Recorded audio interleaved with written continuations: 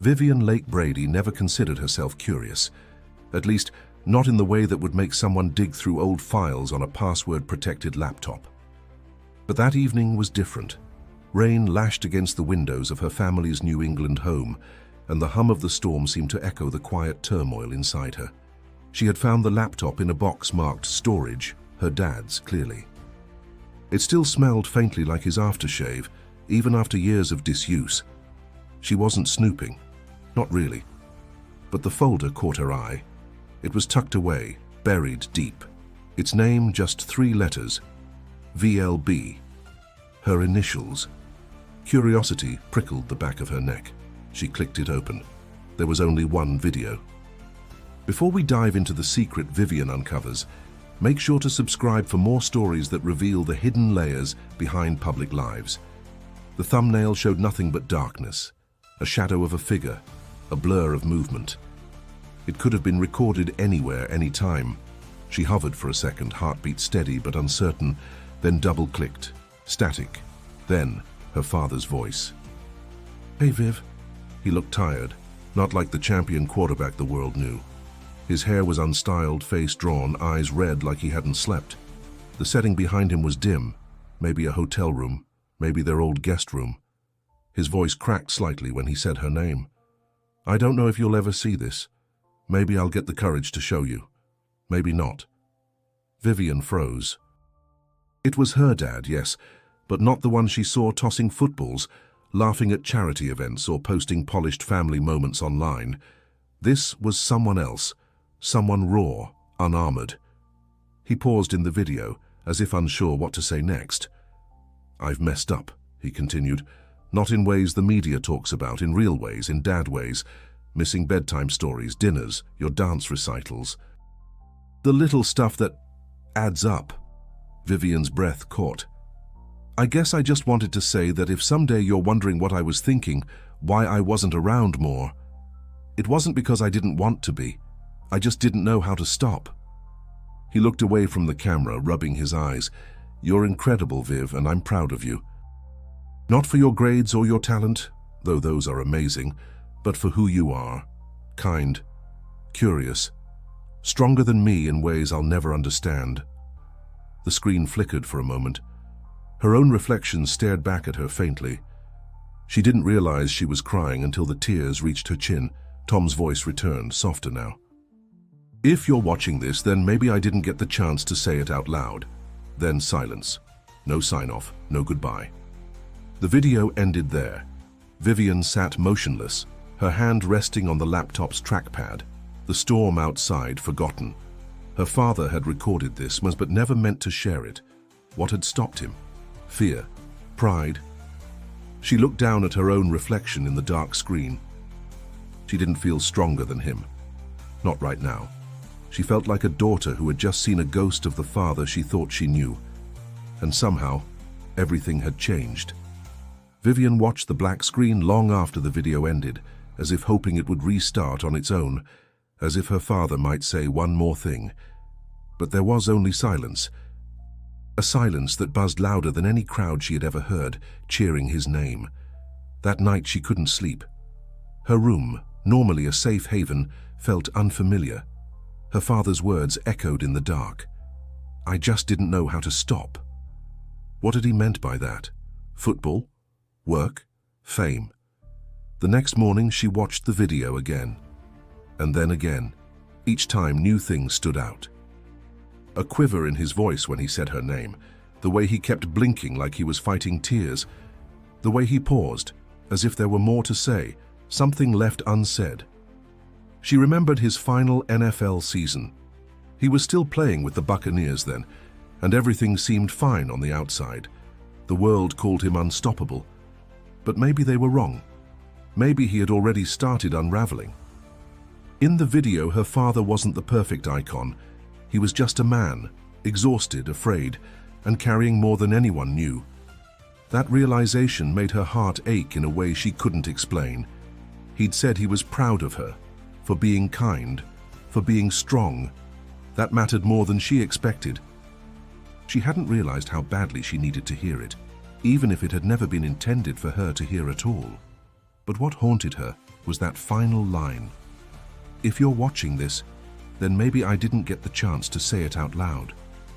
What didn't he get the chance to say? Vivian shut the laptop and stepped away. Her chest felt tight, not with sadness, but with something deeper, a confusion tangled in affection, disappointment, and love. Why hadn't he ever shown her this side of himself? What had he been so afraid of? Later that day, she sat on the porch steps and called her mom. "Hey," she said, trying to sound normal. "Hi, sweetheart," Giselle answered, her voice warm and light. "Everything okay?" Vivian hesitated. "Did Dad ever record videos he didn't share?" There was a pause. Then Giselle asked gently, "Why?" "I found one, of him, from years ago, talking to me, like a message. I don't think he meant anyone to see it." Silence. "I didn't mean to dig. It was just in an old folder. He seemed so different, Mom." Giselle's voice softened. "He changed a lot during those years. It wasn't easy for him to let go of that world, the spotlight, the game. It was his identity. I didn't know he was struggling. He didn't want you to know. He didn't want anyone to know. He thought being strong meant staying quiet." Vivian's throat tightened again. "I just wish he'd told me. I wish I knew how to talk to him about it." Giselle paused, then said something that stayed with Vivian long after the call ended. Sometimes parents try to protect their children from their own fears, even if it means hiding the parts that matter most. Vivian hung up and stared into the grey sky. The air smelled of damp leaves and coming rain. Her father hadn't shared the video because he was scared of being seen, of being real. But now that she had seen it, the question wasn't why he made it. It was what she would do with what he'd left behind. Vivian didn't tell anyone else about the video. Not her friends, not her brothers. It felt too personal, too sacred, but she couldn't get it out of her mind. Something inside her shifted after watching it. A quiet longing for a connection that had always felt a little out of reach. Her relationship with her dad had never been bad. Just surface level. Birthday calls, occasional weekends, texts with heart emojis. He was kind, supportive, but always slightly distant, like someone trying to hold a glass of water without spilling a drop. Now she wanted more, she needed more. She booked a flight to Miami without overthinking it. Her mom didn't ask many questions, just smiled and said, "Follow what you feel." Vivian landed on a warm Thursday afternoon. The sky over Florida stretched wide and cloudless, the air thick with ocean salt and sun. She hadn't told her dad she was coming. Something in her wanted to see him before she lost the courage. She found him in his beachside condo, surprised but genuinely happy to see her. They hugged, his arms around her, still strong, still sure. He offered her iced tea and started talking about the weather, about football, about her college plans, everything but what she'd come for. She listened, nodded, smiled, but the words she really wanted to say pressed against her chest like a stone. They went for a walk along the beach as the sun began to lower.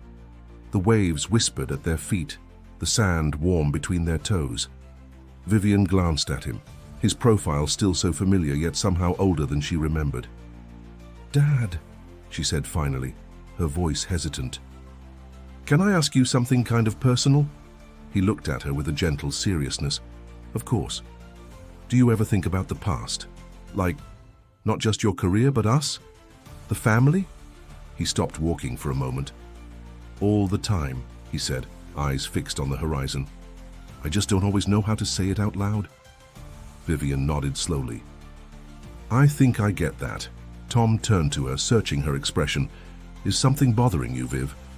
"No," she said, and then corrected herself. "Yes, maybe. I don't know. I've just been thinking a lot lately. About you, about us." He nodded, the corners of his mouth lifting just slightly. "It's hard for me sometimes, talking like this. I'm good at the big speeches, the motivation, the game plans, but when it comes to feelings, I kind of drop the ball." Vivian smiled despite herself. "It's not about getting it perfect, it's about trying." They walked in silence for a bit, but it was a warmer silence now, the kind that holds room for truth to enter. Later, over dinner, the conversation continued, slowly, carefully. Vivian didn't mention the video, not yet. She wasn't sure she was ready, but she asked about his childhood, about things he'd never shared before, and he answered, haltingly but honestly. He told her stories about his father, a man who never missed a game but rarely said, "I love you." A man Tom respected deeply but couldn't fully understand. And through those stories, Vivian began to see the shape of a man who had always tried, even when he didn't know how. By the time the night ended, something had shifted between them. Not everything was said. Not yet. But for the first time, it felt like they were finally speaking the same language. The next morning, Vivian woke up feeling lighter, but unfinished. Their dinner had opened a door, but the video still sat unspoken between them, a quiet weight pressing against her chest. She had to tell him, not just because he deserved to know she'd seen it, but because she needed to talk about it aloud with him. They were having breakfast on the balcony, the sea breeze tugging at napkins and lifting stray curls from her forehead, when she finally said it. "Dad, I saw something on your old laptop, a video." He looked up from his coffee, brows drawing together in quiet concern. "What video?" Her voice was careful. "It was named VLB. I didn't mean to pry. I just found it." For a long moment, he said nothing, just stared at her, a thousand thoughts running behind his eyes. Then he leaned back in his chair, letting out a breath that sounded like he'd been holding it for years. "I wondered if you ever would," he said, voice low. Vivian waited. "I recorded that. The night after your surgery. You were 10. You had that sudden infection, remember? Fever spiked. They rushed you to the ER. I thought we were going to lose you." She didn't remember the details.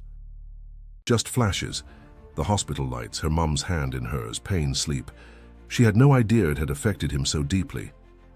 "I couldn't sleep," he continued. "I sat there staring at the wall, and I realized I'd spent more time worrying about a season opener than learning your favorite song. So I opened the laptop and talked. It was easier that way." Vivian felt tears rising again, but this time they didn't sting. They simply flowed. "You sounded so scared in the video," she said softly. "So different." "I was," he admitted. "And ashamed.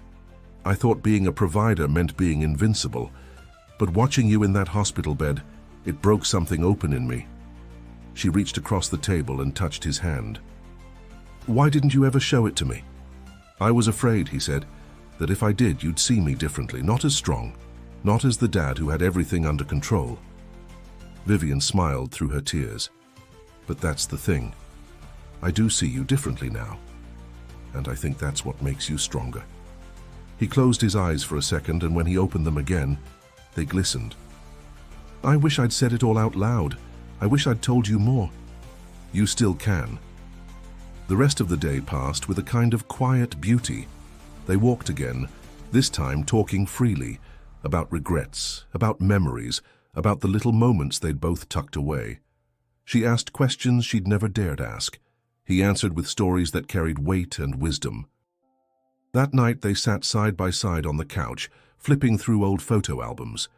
Vivian laughed at a picture of her with braces and neon sneakers. Tom pointed to one of himself, young and cocky, and said, "I had no idea what I was doing." She looked at him, her voice warm. "I think you did better than you think." And in that moment, with laughter echoing in the quiet, something old between them dissolved. The distance, the fear, the hesitation. Vivian realized she hadn't just found an old video, she had found her father. Weeks passed, but something inside Vivian had changed permanently. She'd flown back home with a calm in her chest she hadn't known she was missing. It wasn't that all her questions had been answered. It was that the silence between her and her father had finally been broken, not with perfection, but with honesty. One evening, curled on her bed, she rewatched the video she'd made of herself the day after returning from Miami. A short message she had recorded not for anyone else, but as a promise to herself. "Don't forget how this feels," she had whispered into the lens. "Don't forget that you can ask hard questions, that love doesn't have to be polished or perfect to be real."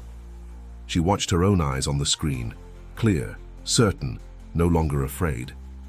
and she smiled. The girl in the video wasn't the same one who had clicked open that folder weeks ago. That girl had been searching. This one had found something she hadn't even known she needed.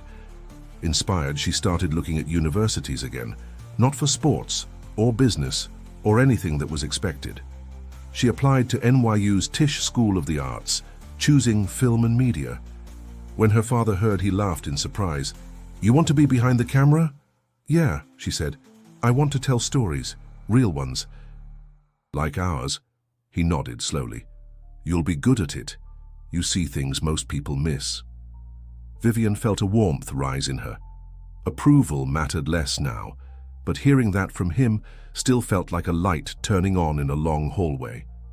They began calling more often, not always long talks, sometimes just a text, a funny photo, a voicemail, but each message built on the last.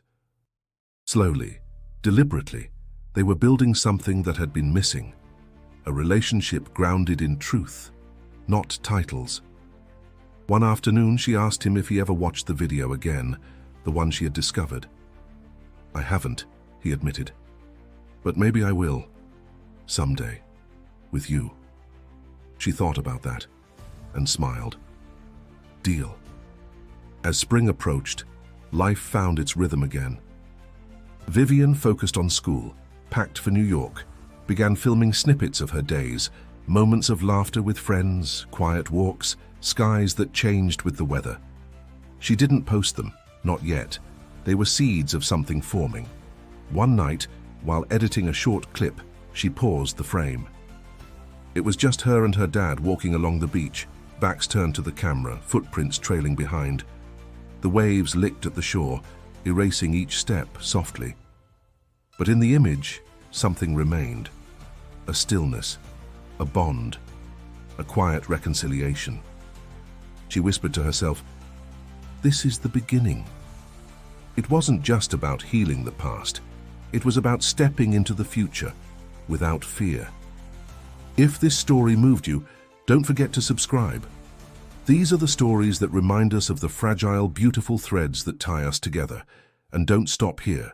Click on the video on your screen now to watch another powerful story about love, family, and second chances. Because sometimes the words we never say are the ones that change everything. Once we finally speak them,